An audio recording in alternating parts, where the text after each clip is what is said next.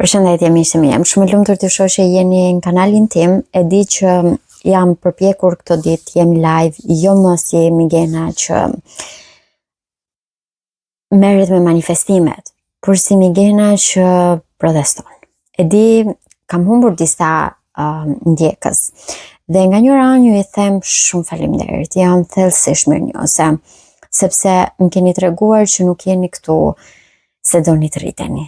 Jeni këtu vetëm se doni të shihni një person tjetër që çfarë bën me jetën e vet. Unë nuk dua të jem kavje për ju, përkundrezi. Unë jam një njeri që kam vendosur që rrugën time të përmirësimit ta bëj publike me ju, por duke shpresuar që shumë prej jush të bashkohen në këtë rrugë përmirësimi.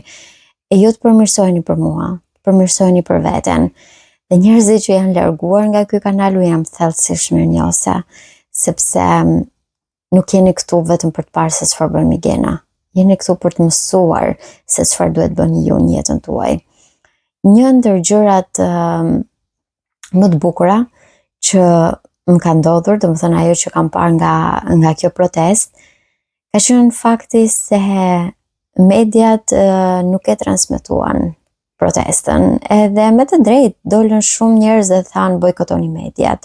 Sigurisht, kjo mendoj që është gjëja më e dur për të bërë në këtë momente, bojkotoni mediat.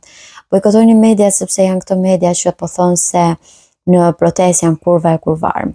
Bojkotoni mediat sepse janë vërtet këta njerëz që po thonë se në protest dalin eskorta, dalin njerëz kur në fakt në protest janë nëna me fëmijë, janë njerëz që mendoj se janë elita e Tiranës, elita e kryeqytetit, elita e gjithë qyteteve që kanë ardhur për të protestuar në Tiranë.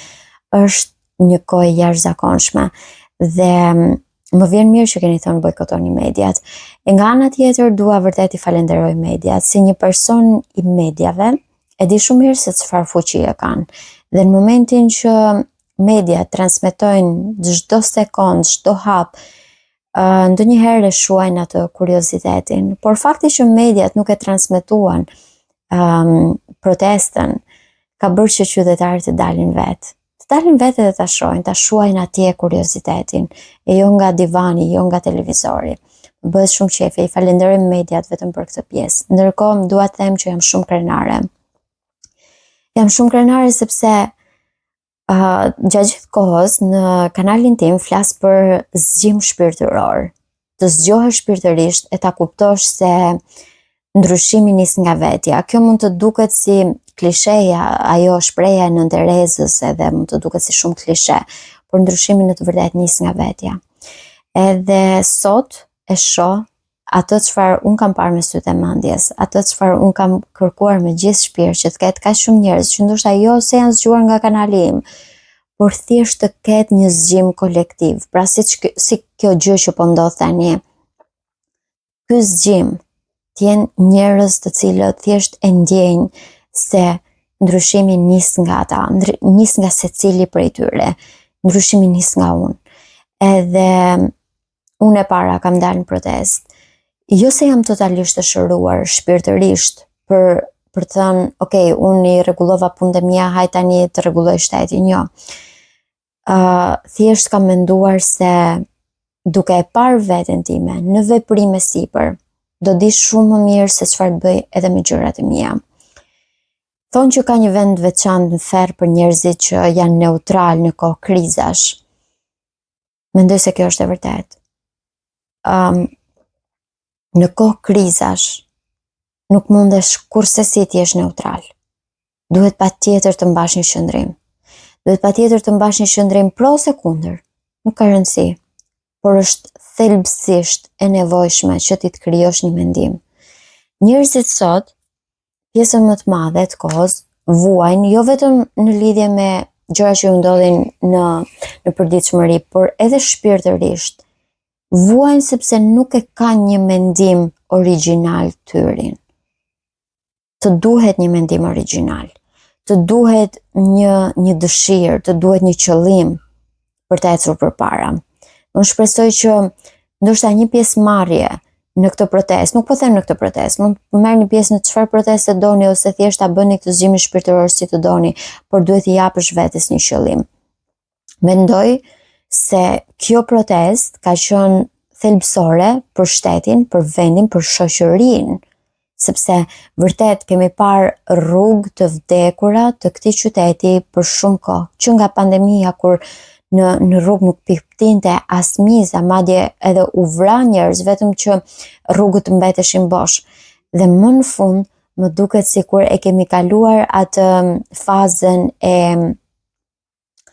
një ataku në zemër dhe më në fund gjak i ri po rrjedh edhe një herë në rrugët e kryeqytetit. Është e jashtëzakonshme ajo që po ndodh. Dhe nuk është të thënë që ti dalësh dhe të protestosh vetëm po protestojnë tani për flamingot, po protestojnë për Zvërnecin, kur ndërkohë fjala vjen mund të dalin shumë njerëz dhe të thonë po as vlonjatët nuk po protestojnë për as vlonjatët nuk po protestojnë për Zvërnecin, pse duhet të protestoj unë. Me të drejtë mund ta thoni këtë. Por nga ana tjetër, ti mundesh të protestosh për çfarëdo lloj gjëje të duash. Për çfarëdo lloj gjëje të duash. Mendoni pak se çfarë terapie po futet në shërbimin shëndetësor në qendrën universitare të Spitalit Nën Tereza.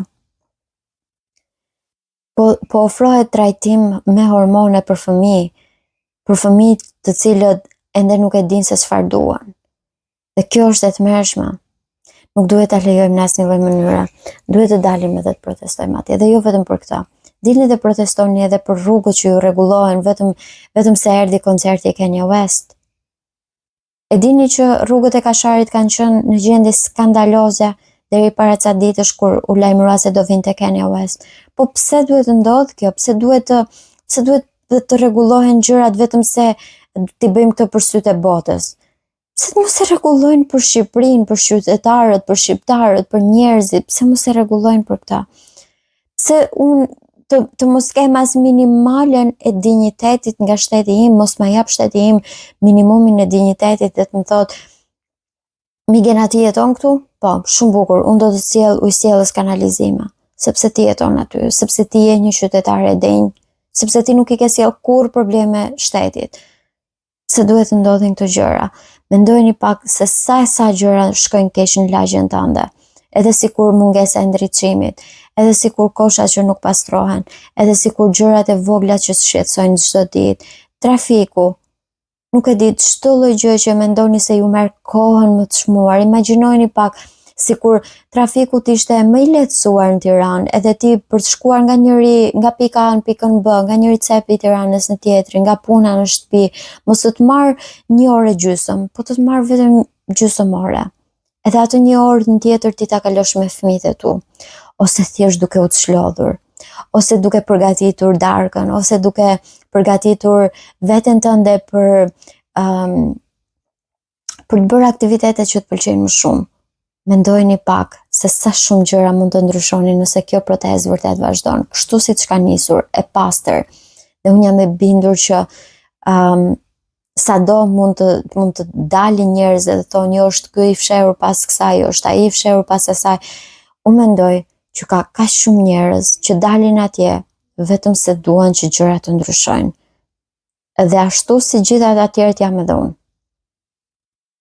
Kështu që nëse edhe ti nuk ke nevojë për një parti që të të vitë të thërraste dera, nëse edhe ti nuk ke nevojë për një njeri që të nxjisë të shkosh në protestë, nëse ke dashur sikur një herë të vetme të protestosh për diçka që nuk shkon mirë, dil sot e ke mundësinë. Për 1 javë po ndodh një gjë mrekullueshme në kryeqytetin shqiptar, po flet e gjithë bota. Prandaj bëju sot pjesë e anës së duhur të historisë. Zgjohu shpirtërisht. Dije se ndryshimi vërtet nis nga vetja. E gjërat nuk kanë për ndryshuar nëse ti nuk ndryshon, nëse unë nuk ndryshoj. Dhe unë mendoj se ja kam arritur. Do doja shumë që edhe ti ta kishe arritur tashmë. Unë uroj shumë që ky mesazh të arrijë në sa më shumë njerëz. Falenderoj mediat që nuk e pasqyruan protestën, në mënyrë që qytetarët që ishin pak kurioz të dilin vetë dhe ta shihnin se çfarë po ndodhte. Dhe po, bojkotoni mediat. Bojkotoni mediat që ju ofendojnë, bojkotoni mediat që ju fyejnë inteligjencën, jeni njerëz shumë të zgjuar për të ndjekur media që ju fyejnë inteligjencën. Jeni të mrekullueshëm. Do të shihemi sërish në një video tjetër. Doja vërtet patjetër ta lidhja këtë video me këtë protest, pikërisht me zgjimin shpirtëror që po ndodh. E gjithë bota ka filluar të kuptojë më shumë rreth energjisë, rreth asaj çfarë duhet të ndodh, sepse un kam filluar që ka shumë njerëz që përdorin më shumë terma si aura, si energjia, si ndjesit, edhe mendoj që kjo është e mrekullueshme. Jam e sigurt që e keni dëgjuar tashmë, shumë fëmijë kanë filluar t'i quajnë aura. Dhe për mendimin tim, kjo është gjëja më e mrekullueshme. Ta quash fëmijën tënde energji, është njësoj si ti thuash Zot. Është gjëja më e mrekullueshme që mund të ndodh. Do të shihemi sërish në një video tjetër, edhe ju uroj protest të mbar, sepse ju e dini, unë nuk mundem të jem për momentin në protest, pasi duhet të jem në punë, edhe kjo nuk është një lloj proteste që të detyron ty të lësh punën, të lësh gjërat e tua, por përkundrazi të thot ruaje punën, ndërkohë edhe protesto. Edhe ndonjëherë protesta mund të vijë edhe në këtë mënyrë, duke e bërë me dije mendimin tënd, duke e shprehur mendimin tënd, sepse kjo ka qenë në thelb. Dil dhe shpreh mendimin tënd, shprehe edhe kundërshtimin. Mos keni frikë, vriteni frikën, sepse këtë kanë bërë kaq shumë njerëz sot në kryeqytet, këtë kanë bërë kaq shumë të rinj. Më duket sikur është rritur vërtet një brez i ri që nuk e ka më atë frikën siç mund ta kemi pasur ne më përpara. Që mos e të heqin nga puna, mos e bëjnë këtë, mos e bëjnë atë, sot njerëzit e kanë vrarë frikën sepse nuk janë të lidhur vetëm me një punë. Nuk janë të lidhur qoftë edhe vetëm me një profesion. Njerëzit sot mund të jenë, unë mund të jem gazetare, por mund të jem edhe YouTuber, edhe ju e dini shumë mirë që unë nuk e kam problem, edhe nëse sot jam gazetare dhe nesër jam shitse rrobash në dyqan. Mjafton që diniteti im të mos senohet, edhe mendoj që shumë më shumë njerëz sot po e kuptojnë që diniteti është ai që ka vërtet shumë rëndësi. Shpresoj ta kuptoni dhe të zgjoheni për dinitetin tuaj. Do të shihemi sërish në protestat e tjera, sepse unë me vërtet nuk mund të jem sot, por do të jem ditë të tjera. Do të shihemi dhe mirupafshim.